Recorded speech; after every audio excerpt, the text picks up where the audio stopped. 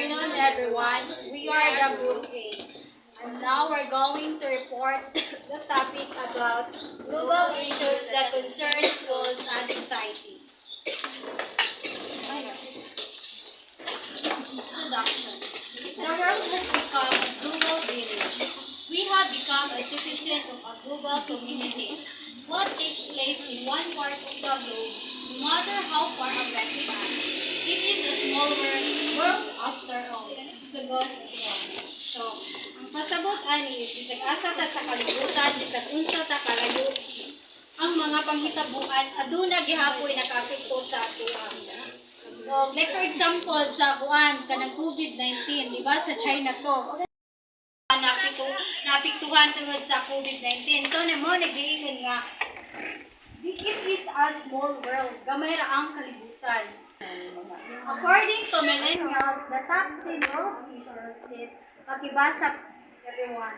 Climate change, destruction of nature, large-scale conflict, wars, inequality, income discrimination, poverty, religious conflict, government accountability and transparency, corruption, food and water security, lack of education, security and well-being, lack of economic opportunity and employment.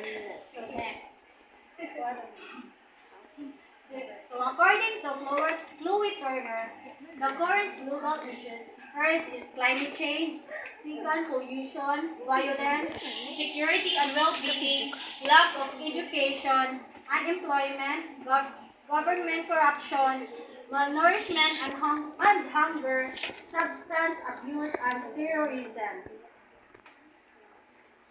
So how to address the top 10 issues? First is climate change. So the global temperature rising and are estimated to increase from 2.6 degrees Celsius to 4.8 degrees Celsius by 2100. So nagkaanam o kataas by 2100. Pero kita karon 2024 pamunta, so ladyo pa. And then this would cause more severe weather crisis with food and resources and the spread of diseases. So, because of the climate change. So, the main reduction of greenhouse emission and the spreading of education is on the importance of going green can make health big a difference. So, to solve this issue, climate change, by informing and disseminating everyone to protect our greenhouse emissions. And of course, lobbying governments and discussing policies to reduce carbon emission and encouraging reforestation is an effective way of making progress with climate change. The climate change may include floods, heat waves, which is we experience here now in the Philippines. So, pareha karon na sa Pilipinas, some of the schools suspended their class access and asynchronous because of the heat of the sun. And it is caused by climate change. This climate change is first is reduce greenhouse gas emissions. Address emission of greenhouse gases pinaagi sa paggamit ng mga renewable energy and improving energy efficiency. Second is promote sustainable practices. Embrace sustainable nga mga paagi sama sa pag-recycle and reducing the pollution and conserving the environment. Third is advocate for support for reforestation.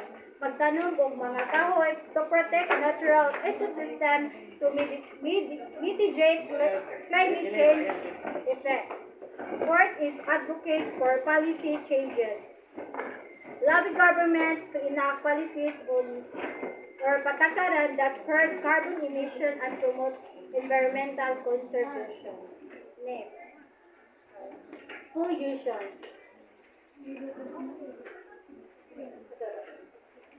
Pollution includes ocean litter o mga basura sa kadagatan, pesticides and fertilizer, which is the use of the farmers, air light and noise pollution, especially those having a car. Clean water is essential for human and animals, but more than 1 billion people don't have access to clean water due to pollution from toxic substances, sewage, or industrial waste. So to address this pollution first is protecting the oceans. We need to undertake campaigns and projects to promote ocean cleanup or pagpanghilo sa kadagatan, paglimpyo sa mga basura o pag-regulate sa paggamit sa mga pesticide o fertilizer. Second is controlling air light and noise pollution. We need to implement regulation or industries and practices to reduce air light and noise pollution. Third is building treatment plants. We need to construct treatment plants to clean water from sewage and industrial waste to maintain water quality. Fourth is promoting education. We need to educate people of environment protection and reducing pollution. We also need to promote the use of green practices in agriculture and waste management. Fifth is promoting community cooperation. We need to work together with local communities, organizations, and government to implement programs and projects for cleaning the street or sa paghilo sa kadalanan or kalsada, ocean, and the environment. And I will give the floor to the next reporter. So violence. Violence can be found in the social, cultural, and economic aspect of the world. Whether it is conflict that has broken out in a city, hatred target at a certain group of people, or sexual harassment occurring on the streets, violence is a preventable problem that has been an issue for longer than necessary. So, in our community, daghan kayo ang naka-experience ani nga violence. So, even sa ato ang circle of friends na ako'y certain situation nga kanang ma-consider na to as a violence. So, bisag sa kanang sa TV, daghan tag makita, daghang balita about sa violence, even po sa radyo, daghan tag madunggan. So, mabitaw nga kanang napoy tulpo kay tungod po sa violence. So, next. So, there are various forms of violence. First is physical violence. So, physical violence occurs when someone uses a part of their body or an object to control a person's actions. So, physical violence, which occurs when someone uses physical violence includes beating, burning, or kicking, punching, or killing. So, or kanang paggamit og mga kanang mga butang like kanang kutsilyo para gamiton sa paghimog, krimen, or pagpatay, kanang killing, or unsa pa na diha nga weapon. So, like so the second various forms of violence is sexual violence. So, sexual violence occurs when a person is forced to unwillingly take a part in social activity. So, like example aning sexual violence is mag-upload ka photos or videos nga lain kayo kanang mga laswa nga ipost sa online like Facebook without your consent. So, o kanang labi na kanang naay mga kuan karon mga rape like ingana nga may tamo which is daghan kayo ingani nga daghang na biktima. So, the third various forms of violence is emotional violence. Emotional violence occurs when someone says or does something and make a person feel stupid or worthless. So, like itahay is kanang naimuhang na may mga manghod inyong kasukan din kanang ang inyong mga gipang istorya is kanang para niya kay sakit to kayo. So, which is maka-cause dito og kanang emotional trauma sa imuhang igsuon kay kanang iyang kanang iyang gidibdib ang giingon sa iyang maguwang. So the fourth various forms of violence is psychological violence. Of course, when someone uses threats and causes fear in an individual to gain control. So kanang physical violence is isolation from others, verbal aggression, threats, intimidation, insult, and harassment. Like pareha ra pud mi sa kanang example sa kanang sa sexual violence o emotional violence kay kanang syempre mauwawan tong giisuyahan nimo nya kanang sa kaawaw niya murag makakos ito og kanang psychological trauma. So the fifth violence is spiritual violence. It occurs when someone uses an individual's spiritual beliefs to manipulate, dominate, or control that person. So ang example ani is kanang gitahay inyong mga namoy uyab din kanang di mo pareha og kanang religion or spiritual beliefs. So kanang kay di man mo pareha og kanang tinuohan, so murag kanang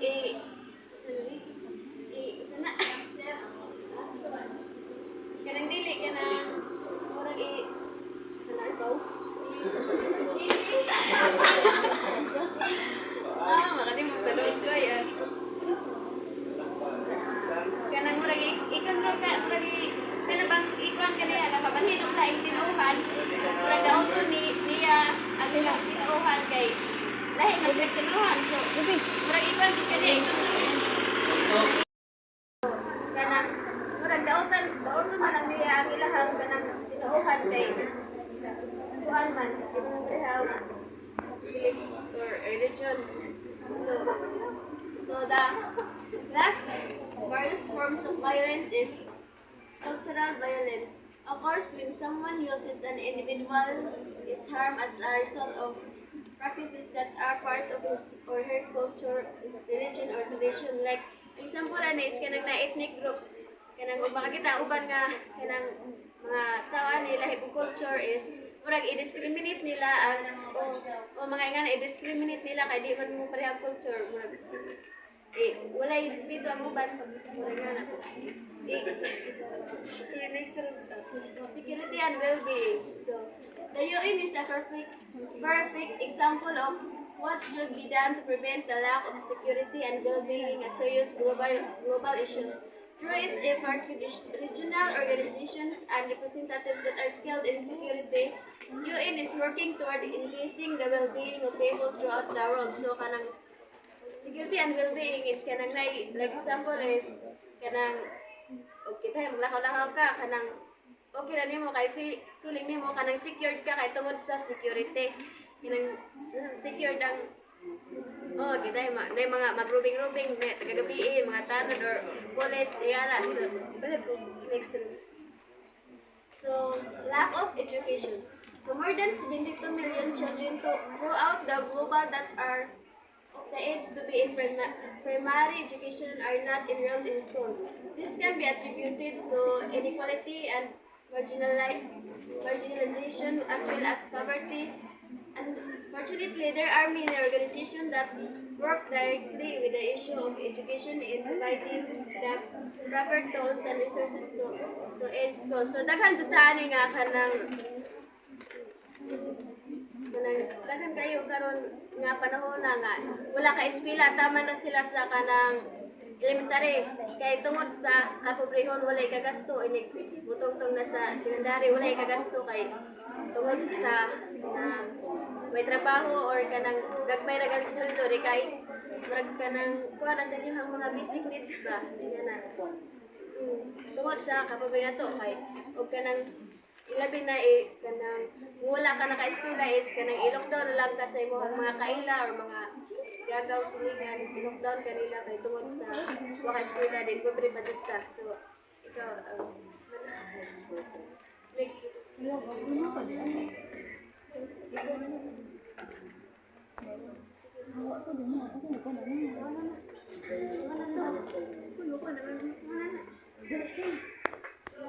employment without the necessary education and skills for unemployment. Many people, particularly 15 to 24 years old, struggle to find jobs and create a proper living for themselves and their families. This leads to a lack of necessary resources such as enough food, clothing, and transportation and proper living conditions. Unemployment kana mga way mga trabaho ang mga tao. Badagaman jud mga tao karon na dimoy mga kana mga trabaho ron nya lisod jud mangita og kana kwarta. Demos dai kana akaon sila mag problema sila kay demos dai ipakaon sa mga ilang anak or kanang taga-adlaw lang mga palitunon.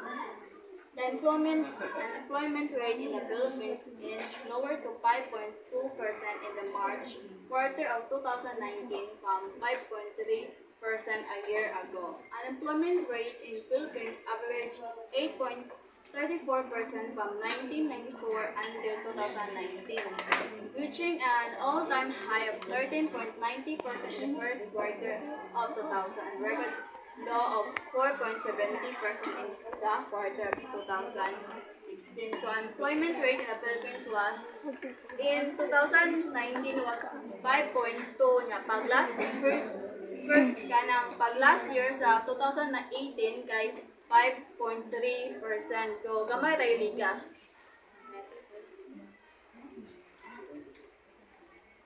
Government corruption. Please read. Means of corruption include graft, Bribery and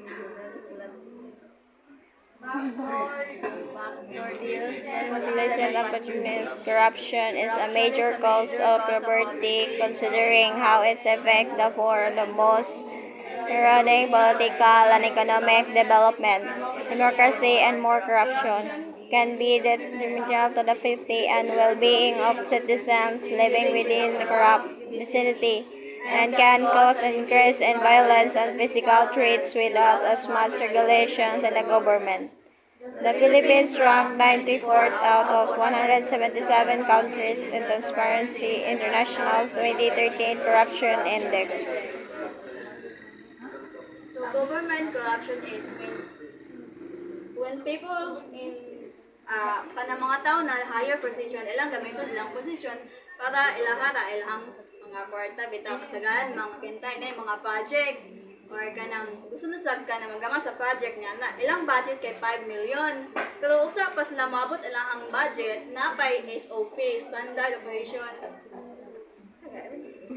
Kasi SOP bitaw niya kana bitang makuhaan nila hang kanang budget tungod kay sa SOP na mga gikan usa pa nato moabot na lang 2 million. So gamay ra lang budget makuhaan mo na corruption. Mo jud kasagaran makuhaan karong panahon na. So ang Philippines rank was 94 out of 177 countries in terms of corruption. So gamay ra jud ang kuan sa Philippines mo na ang corruption. So malnourished and hunger. Currently, there are 795 million people who do not have enough food to eat. Long-term success to ending world hunger starts with ending poverty by fighting poverty through proper training for employment, education, and the teaching of cooking and gardening skills. People who are suffering will be more likely to get jobs, earn money to buy food, and even learn how to mill their own food to save money. So, mga batang malnourished and hunger is mga tao na dili kakaon or dili kakaon tarong. Nya sa kasagaran ni kay sa kanang sa Africa bitaw kay tungod sa poverty daghan mga bata dili kakaon kay mga kanang way mga kwarta ikapalit or sobrang kanang daghan sa mga kuan. Then malnutrition is in all its form includes undernutrition, underfeed, vitamins or minerals, overweight, obesity, and resulting diet-related non-communicable diseases. So, malnutrition is has different forms like having enough nutrition, being underweight, overweight, or having health problems because of unhealthy eating. So the planet creates more than enough food to meet everyone's needs, but there are still millions of hungry people in the world. Substance abuse. Please read. Substance abuse is the Harm of harmless use of recreational substances, including alcohol and illicit drug. World Health Organization. The United Nations report that by the beginning of the 21st century, an estimated 185 million people over age of 15 were consuming drugs globally. Stimulants, and different classes of people, both poor and rich, partake in substance abuse, and it is a persistent issue throughout the world. Marginalized groups and communities are the most vulnerable to this reality. The Philippines faces this huge problem of substance abuse. So, abuse is when someone use drug or alcohol, kanang mo inom og mga kanang tigtagay-tagay. Kung sa baan kantay kanang tagadla mo tagay-tagay. So unsa may makos ana di ba ang liver? Ang liver. So di jud takalahan lang mo inom. O pwede mo panagsa pero di jud kalingaw kay makakos na sa tong health. O kanang mo gamit og mga drugs o mga shabu. Okay, kumabay ka ng kinadanghanan sa Philippines na mo dyan number 1 na kanang kuan na mugamit ang mga bata, mga 15 pataas na dyan 15 na mugamit ang mga shabu. So,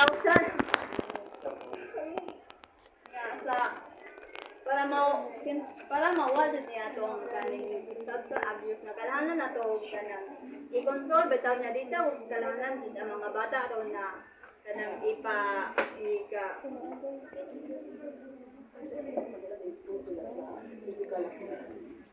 kailangan nagkanang kuan niya ma-or kanang Tourism is an issue throughout the world that causes fear and insecurity, violence and death. Across the globe, terrorists attack innocent people often without warning. This makes civilians feel defenseless in their everyday lives. Making national security a higher priority is a key in combating terrorism as promoting justice and wrongdoing to illustrate the enforcement of the law and serious punishment for terror crimes. Terrorism is when group of people use the violence to achieve their goals. So, makasagalan ng mga tourism itong less katong kalit na bumbahan sa Marawi sa gym na nanimba na mga tato niya gibumbahan sa kalit sa turista.